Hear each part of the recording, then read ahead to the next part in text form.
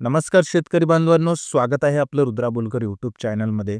मित्रांनो, नुकतंच union budget सादर केलेलं आहे भारताच्या अर्थमंत्री निर्मला सीतारामन यांनी.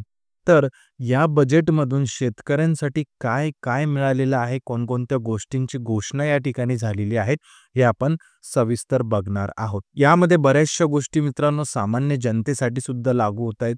बऱ्याचशा गोष्टी इतर वर्गांसाठी, नोकर वर्गांसाठी आणि शेतकऱ्यांसाठी अशा बऱ्याच गोष्टींची घोषणा त्यांनी केलेली आहे.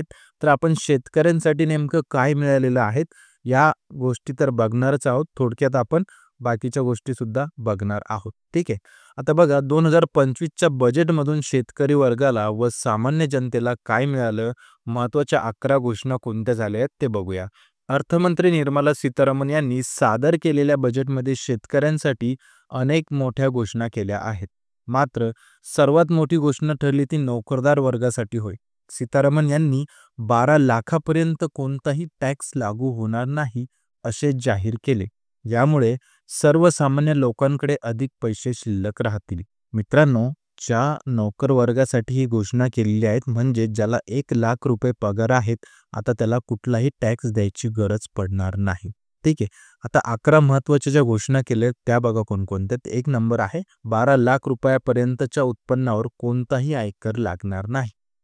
2 नंबर, अर्थमंत्र्यांनी सांगितले की पुढील आठवड्यात नवीन आयकर विधेयक आणले जाईल. या प्रत्यक्ष कर सुधारणाबद्दल आम्ही तुम्हाला नंतर सांगू. 3 नंबर, कर्करोगाचे औषधे स्वस्त होतील.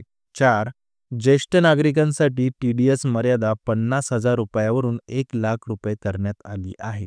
5, आयकर भरण्याची मर्यादा 2 वर्षावरून 4 वर्ष करण्यात आली आहे. गेल्या 4 वर्षाचे IT रिटर्न एकत्रितपणे दाखल करता येते. 6, पुढील 6 वर्ष मसूर आणि तूर यासारख्या डाळींचे उत्पादन वाढवण्यावर लक्ष केंद्रित केले जाईल. 7, किसान क्रेडिट कार्डवरील कर्ज मर्यादा 3 लाख रुपयावरून 5 लाख रुपये करण्यात आलेली आहे.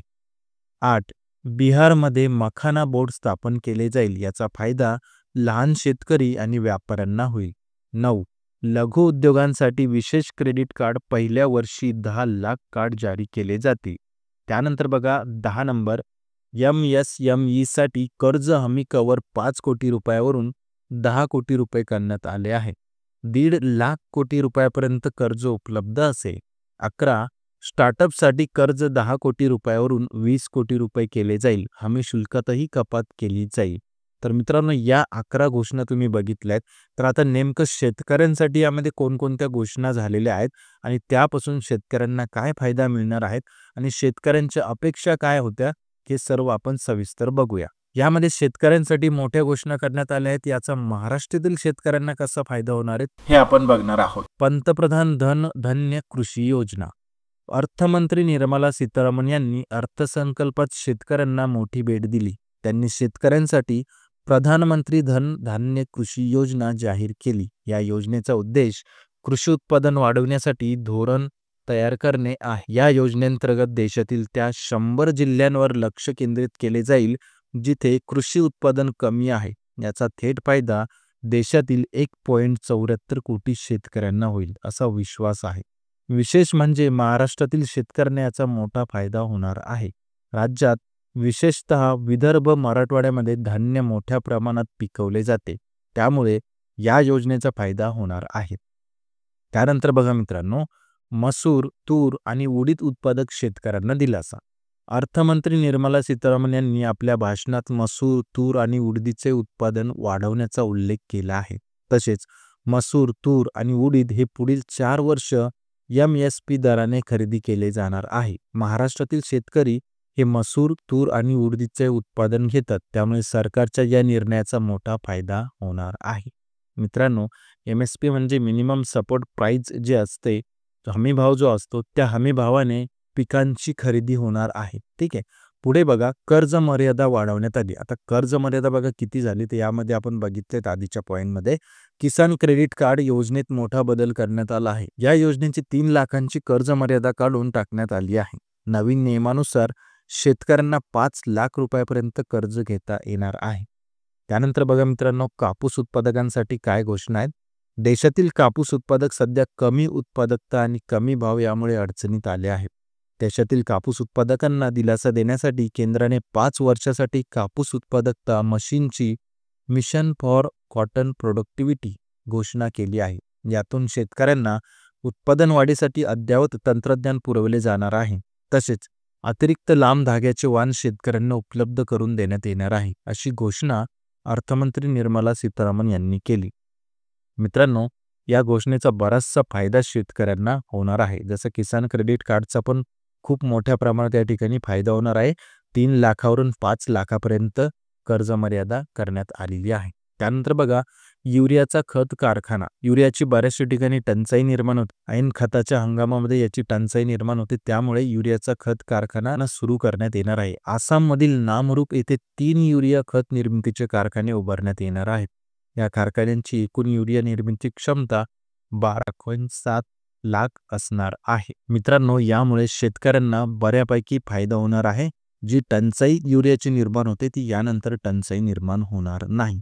आता शेतकऱ्यांच्या अपेक्षा काय होत्या ते आपण थोडक्यात बघणार आहोत. बियाणे, खते तसेच कीटकनाशकावर मिळणाऱ्या अनुदानात वाढ करावी अशी शेतकऱ्यांची इच्छा होती, ज्यामुळे शेतकऱ्यांना उत्पादनात लागणारा खर्च कमी होईल. कृषी व्यवसायात उत्पादन खर्च मोठ्या प्रमाणात वाढला आहे, त्यामुळे शेतकऱ्यांना कर्ज घ्यावे लागते. अशातच आता शेतकऱ्यांना बँकाकडून 0% व्याजदरात कर्ज मिळावे, तसेच कर्जमाफीसाठी ठोस योजना अंमलात आणावी, जेणेकरून शेतकऱ्यांना त्याचा मोठा फायदा होईल. महाराष्ट्रासह देशभरातील अनेक राज्यांमध्ये पाणी प्रश्न अत्यंत गंभीर आहे. त्यावर उपाययोजना कराव्यात. तसेच नवीन सिंचन योजना आणि नदीजोड प्रकल्प राबवण्यात यावे. बदलत्या वातावरणात मात करण्यासाठी शेतकऱ्यांना प्रोत्साहन देण्यात यावे आणि त्यावर उपाययोजना कराव्यात. शेतीला आधुनिक तंत्रज्ञानाची जोड द्यावी. तसेच ड्रोन तंत्रज्ञान, स्मार्ट सिंचन आणि हवामान अंदाज यंत्रणा पुरवण्यासाठी आवश्यक असा निधी देण्यात यावा. मित्रांनो, शेतकऱ्यांनी ज्या अपेक्षा केलेल्या होत्या, शेतकऱ्यांच्या ज्या अपेक्षा होत्या त्या बरोबर आहेत, रास्त आहेत. कारण या सर्व गोष्टी जर असेल तर शेतकरी चांगलं उत्पादन घेऊन चांगल्या प्रकारे समृद्ध होऊ शकतो. ठीक आहे. तर या गोष्टी या बजेटमध्ये झालेल्या आहेत मित्रांनो. जशी शेतकऱ्यांची अपेक्षा होती त्यामध्ये बऱ्याचशा गोष्टी शेतकऱ्यांना मिळालेल्या नाही. काही गोष्टी मिळालेल्या आहेत.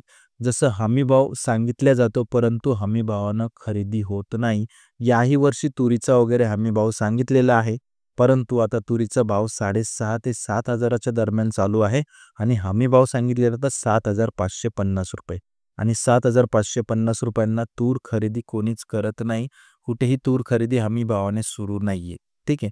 तर यामुळे काय होतं मित्रांनो, शेतकऱ्यांसाठी नुसत्याच घोषणा होतात, त्याची अंमलबजावणी होत नाही. परंतु अंमलबजावणी पण कुठेतरी व्हायला हवी, हीच शेतकऱ्यांची अपेक्षा आहे. ठीक आहे. तर अशा पद्धतीने ही बजेट संदर्भात माहिती होती. तुम्हाला जर हा व्हिडिओ आवडला असेल तर कृपया लाईक करा, शेअर करा, सबस्क्राईब करा आणि बेल आयकॉन दाबायला विसरू नका, जेणेकरून असेच माहितीचे व्हिडिओ सर्वप्रथम तुम्हाला बघता येईल. व्हिडिओ बघण्यासाठी खूप खूप धन्यवाद मित्रांनो.